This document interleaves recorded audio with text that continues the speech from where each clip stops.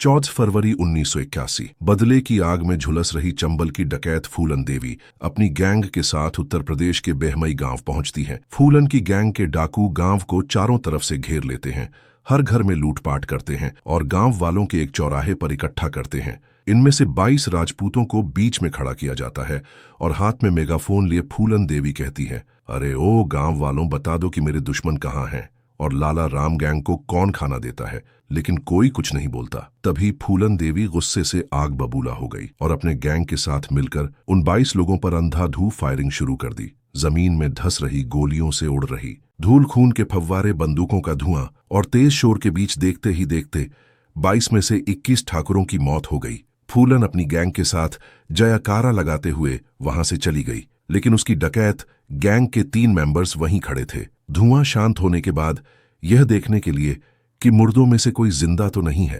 तभी उनमें से जंत्र सिंह नाम के एक शख्स ने आंख खोली जो गोलीबारी में बच गया था, और फूलन के साथियों ने उसके सीने पर बंदूक रखते हुए गोली चला दी।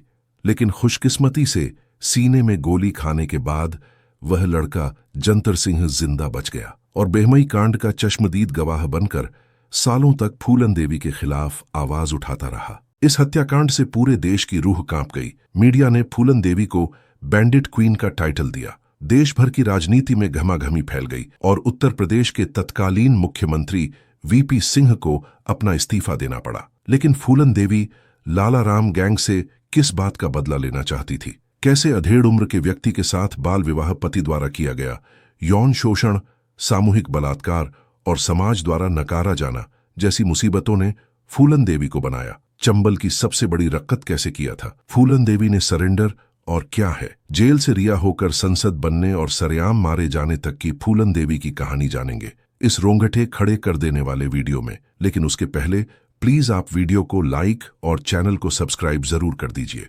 दोस्तों, फूलन देवी का जन्म सन 1967 में उत्तर प्रदेश के जलन जिले में स्थित गोहरा का पुरवा गांव में हुआ था। एक अत्यंत गरीब मल्लाह परिवार में जन्मी फूलन देवी अपने 4 भाई बहनों में सबसे छोटी थी। बचपन से ही फूलन एक बेहद गुस्से वाली लड़की थी जो अपने हक के लिए लड़ना जानती थी।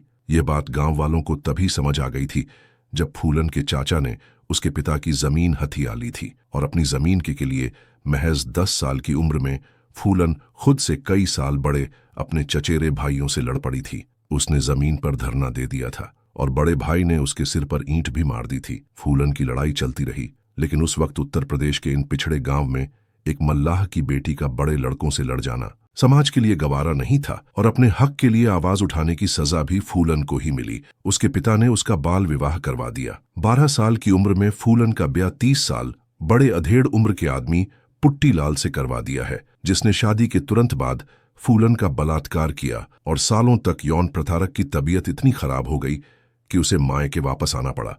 लेकिन यहाँ के हालात भी कुछ ठीक नहीं थे। फूलन के अपने पिता ने उससे पीछा छुड़वाने के लिए पुलिस स्टेशन में एक नकली कंप्लेंट कर दी कि फूलन ने उसकी सोने की अंगूठी चुराई है। पुलिस वालों ने फूलन को अरेस्ट किया और कहा जाता है कि लॉकअप में 2-3 रातें गुजारने के दौरान उसका बलात्कार किया गया था। इन सभी अत्याचारों की वजह से फूलन की मानसिक स्थिति पर काफी गहरा प्रभाव पड़ा। जेल से छूटने के बाद फूलन के पिता उसे वापस ससुराल भेज देते हैं, जहां जाकर पता चलता है कि उसके पति ने दूसरी शादी कर ली है। पति और उसकी बीवी ने फूलन की बड़ी बेइज्जती की और उसे गांव वापस लौटना पड़ा। अब फूलन का उठना बैठना कुछ लोगों के साथ होने लगा। ये लोग डू के गैंग से जुड़े हुए थे। धीरे धीरे फूलन उनके साथ घूमने लगी और साल 1979 में वह एक दिन अचानक चंबल पहुंच गई। हालांकि फूलन ने यह कभी क्लियर नहीं किया कि अपनी मर्जी से उनके साथ गई या फिर उन लोगों ने उन्हें उठा लिया।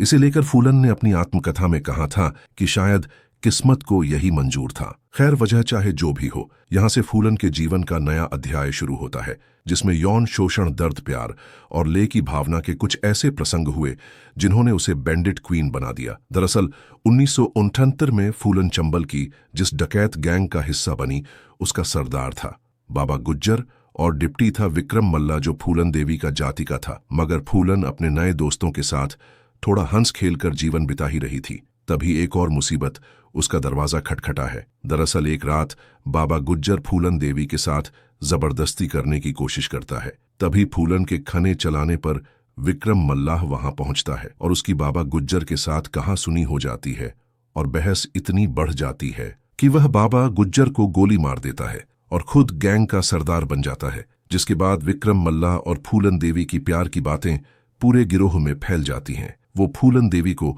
हथियार चलाना सिखाता है और डकैतों का यह गिरोह लूटपाट और अपहरण जैसे काम करने लगता है। इसी बीच फूलन देवी पूरे गिरोह के साथ अपने पति पुट्टी लाल के गांव जाती है और उसे घर से निकालकर बीच चौराहे पर इतना मारती है कि वह अधमरा हो जाता है।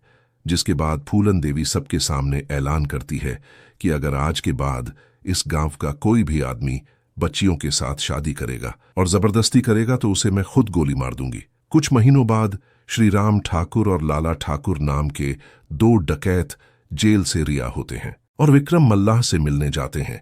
दरअसल ये दोनों भी बाबा गुज्जर की गैंग के सदस्य थे, लेकिन जब विक्रम मल्लाह ने बाबा गुज्जर की हत्या की तब यह दोनों जेल में कैद थे। विक्रम मल्लाह के इस गैंग में राजपूत और मल्लाह दोनों जाति के सदस्य थे, लेकिन राजपूत ज्यादा थे। इसलिए श्री राम और लाला ठाकुर ने विक्रम मल्लाह के खिलाफ भड़काने लगे कि विक्रम ने एक लड़की के चक्कर में अपने सरदार को मार दिया, जो गलत है, और उन्होंने राजपूत डकैतों के साथ अपनी नई लाला राम गैंग बना ली। फिर दोनों गैंग की लड़ाई शुरू हुई। विक्रम मल्लाह को दिया गया और लाला राम गैंग फूलन का अपहरण करके बेहमई गांव ले गई, जहां फूलन को भूखे प्यासे कमरे में बंद कर दिया गया और अगले 3 हफ्तों तक फूलन का यौन शोषण किया गया। कहा जाता है कि सामूहिक बलात्कार में 3 दर्जन से ज्यादा लोग शामिल थे।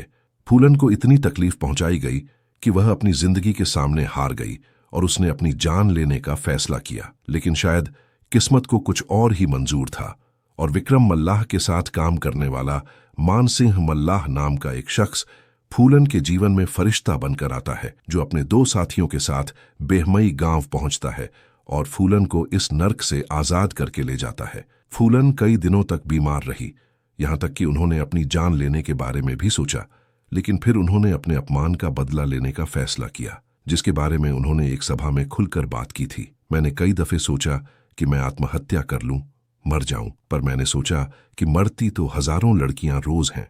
मानसिंह ने पूरे बीहड़ के मल्लाह बागियों को जोड़कर एक गैंग खड़ी की, जिसकी लीडर बनी खुद फूलन देवी। और गैंग बनाने के 7 महीने बाद फूलन देवी को खबर मिली कि लाला राम गैंग के कुछ सदस्य बेहमई में एक ठाकुर परिवार की शादी में जमा हुए हैं और 14 फरवरी 1981 के दिन फूलन देवी बेहमई गांव पहुंचती है और गांव के 21 लोगों को मौत के घाट उतार देती है, जिनमें से 2 लोग वो थे जिन्होंने फूलन का बलात्कार किया था। इस घटना को हम बेहमई संघार के नाम से जानते हैं, जिसकी बात हमने वीडियो की शुरुआत में की थी। खैर, अब फूलन देवी पुलिस से बचकर कई महीनों तक भागती रही। इसी बीच चंबल के सबसे बड़े गैंग लीडर मलखान सिंह ने जुलाई 1982 में सरकार के सामने सरेंडर किया।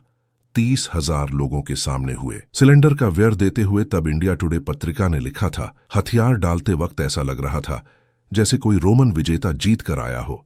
अब सरकार चाहती थी कि फूलन देवी भी सरेंडर करें, जिसके लिए एसपी राजेंद्र चतुर्वेदी को काम पर लगाया गया। उन्होंने ही मलखान सिंह का भी सरेंडर करवाया था और एक दिन उन्हें फूलन देवी के साथ मिलने का मौका मिला। 5 दिसंबर की रात चतुर्वेदी अपनी बाइक लेकर बीहड़ों की ओर निकले, जहां चंबल नदी के किनारे खेड़ में उनकी मुलाकात मानसिंह से हुई। मानसिंह ने उनके पैर छुए और फूलन के पास ले गया। कंधे तक बाल और सर पर एक लाल रुमाल बांधे। फूलन ने चतुर्वेदी के पैर छुए और साथ में 501 रुपए भी रख दिए। इसके बाद दोनों में बात शुरू हुई। फूलन ने उनके लिए चाय बनाई, लेकिन जैसे ही चतुर्वेदी ने सरेंडर की बात की, फूलन देवी गुस्से से आग बबूला होकर बोली, क्या तुम्हारे कहने से मैं सरेंडर कर दूंगी? मैं फूलन देवी हूं, मैं इसी वक्त तुम्हें गोली से उड़ा सकती हूं। माहौल गर्माता देखकर मानसिंह ने फूलन को शांत करवाया और चतुर्वेदी को बाकी गैंग से मिलाने ले गए। अगली दोपहर फूलन देवी ने खुद एसपी चतुर्वेदी को बाजरे की मोटी रोटी बनाकर खिलाई, जिसके बाद फूलन देवी सरेंडर के लिए राजी तो हुई, लेकिन उन्होंने पूछा, क्या गारंटी है कि कोई सरेंडर करते ही मुझे गोली न मार दोगे? तभी चतुर्वेदी फूलन की गैंग के एक मेंबर को सीधा मुख्यमंत्री से मिलवाने ले गए, जिन्होंने खुद फूलन की सेफ्टी का लाज दिया। जिसके बाद फूलन सरेंडर के लिए मान गई, लेकिन उनकी कुछ शर्तें थीं। दरअसल फूलन जानती थी कि बेहमई नरसिंहार के बाद उत्तर प्रदेश पुलिस भड़की हुई है और अगर फूलन वहां गई तो उनकी हत्या हो जाएगी। इसलिए उन्होंने खुद को, अपने परिवार को और गिरोह के दाहिने हाथ यानी मानसिंह को मध्य प्रदेश लाने की बात रखी। इस दौरान यूपी पुलिस एमपी के 6 पुलिस वालों को गिरफ्तार कर लेती है और इतना ही नहीं, दोनों के बीच गोलीबारी भी होती है क्योंकि वह फूलन की कस्टडी लेना चाहते थे। यह खबर मिलते ही फूलन की गैंग एक बार फिर फरार हो जाती है क्योंकि उनके नजरिए से देखो तो यह धोखा था। उधर चतुर्वेदी पर सरेंडर के लिए दबाव बढ़ता जा रहा था, इसलिए वह एक बार और फूलन से मिलने पहुंचते हैं। लेकिन इस बार उनके साथ उनकी बीवी और छोटा बच्चा भी था और एसपी चतुर्वेदी फूलन की गोद में अपना बच्चा रखते हुए कहते हैं कि अगर मुझ पर यकीन नहीं तो जमानत के तौर पर मेरा बच्चा रख लो। तो सुनकर फूलन देवी सरेंडर के लिए एक बार फिर तैयार हो जाती है। 13 फरवरी 1983 के दिन दोपहर को फूलन देवी 3000 लोगों की भीड़ के सामने आत्मसमर्पण करती हैं। समर्पण के लिए भी फूलन की एक शर्त थी, स्टेज पर महात्मा गांधी और देवी दुर्गा की तस्वीरें होनी चाहिए, जो वहां मौजूद थी। अब स्टेज पर पहुंचकर फलन अपनी राइफल और कारतूस बेल्ट उतारते हैं और मुख्यमंत्री अर्जुन सिंह के कदमों में रख देती हैं। इसके बाद वो फूलों का हार अर्जुन सिंह के गले में और एक हार देवी दुर्गा को चढ़ा देती है। फूलन को जेल ले जाया जाता है और अदालत में उन पर 22 हत्या, 30 डकैती और 18 अपहरण का केस चलता है। उन्हें 11 साल जेल में रहना पड़ा। लेकिन 1973 में जब उत्तर प्रदेश में मुलायम सिंह यादव की सरकार बनी तो वह एक बड़ा फैसला लेते हैं और फूलन पर लगे सभी आरोपों को वापस ले लिया जाता है, जिसकी वजह से सन 1984 में फूलन देवी के रिहा होती है और उन्हें एक नया जीवन मिलता है। जिसके बाद फूलन देवी ने उम्मेद सिंह नामक व्यक्ति से शादी की और 1996 में समाजवादी पार्टी से चुनाव लड़ा और भारी बहुमत से जीत हासिल कर मिर्जापुर से सांसद बनी। उन्होंने अपनी जाति के लोगों के भले के लिए कई कार्य करने शुरू किए और चंबल की बैंडिट क्वीन अब दिल्ली के अशोका रोड के शानदार बंगले में रहने लगी थी। वह अपनी सभाओं में अपने अतीत के बारे में खुलकर बात करती थी। फूलन देवी ने 1999 में एक और बार चुनाव जीता, लेकिन इस टर्म के बीच ही उनकी हत्या हो गई। दरअसल 25 जुलाई 2001 को शेर सिंह राणा नाम के एक व्यक्ति ने फूलन देवी के घर के गेट के बाहर ही उन्हें गोली मार दी, जिससे उनकी मौत हो गई। जिसके बाद शेर सिंह राणा ने यह कबूल किया कि उसने फूलन देवी की हत्या बेहमई हत्याकांड का बदला लेने के लिए की थी और उसने बदला लेना फूलन देवी से ही सीखा है। तो यह थी बैंडिट क्वीन फूलन देवी की कहानी। अब आप हमें कमेंट्स में बताइए कि क्या फूलन देवी को इतनी खतरनाक डकैत बनाने के पीछे उस दौर के पिछड़े हुए समाज का ही हाथ था, और क्या आप फूलन देवी को एक अपराधी मानते हैं या फिर एक योद्धा, एक शेरनी जिन्होंने अपने खिलाफ अत्याचारों का बदला लिया। ये वीडियो अच्छा लगा हो तो प्लीज इसे लाइक और शेयर करके 11,000 लाइक्स के लक्ष्य को हासिल करने में हमारी मदद कीजिए और ऐसी ही दिलचस्प वीडियोस के लिए हमारे चैनल फेम डोज को सब्सक्राइब करके पास वाली